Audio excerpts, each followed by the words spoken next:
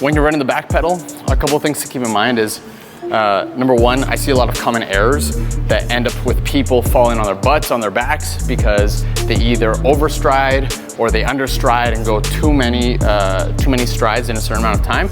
So what I mean by that is either people are overreaching with their legs as they go back, and then they lean forward and they fall forward, or they're overreaching and then they have one step where it's too short and they lean back and then they fall over, or their steps are too small and they're leaning backwards and they can't keep up and then they end up falling. This is one that I see happening time and time again when people hit the ground. So here's what you want to keep in mind when you're running the back pedals. Number one, you want to make sure that where you're reaching isn't too far back. And the way that you can kind of tell this is how quickly your center of gravity can end up being in line with where you make contact on the ground. So it's just behind your center of gravity. It's not way far behind your center of gravity, it's just behind your center of gravity, and you're using your momentum to kind of take you backwards. Arm action is important here as well. You're still using that arm action, hip socket, or back pocket to eye socket or cheek to cheek.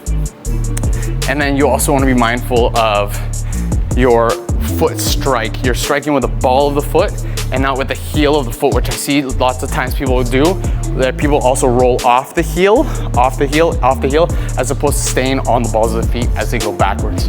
So keep those tips in mind if you want to get sharper, faster, smoother, and have less mistakes when it comes to your back pedal.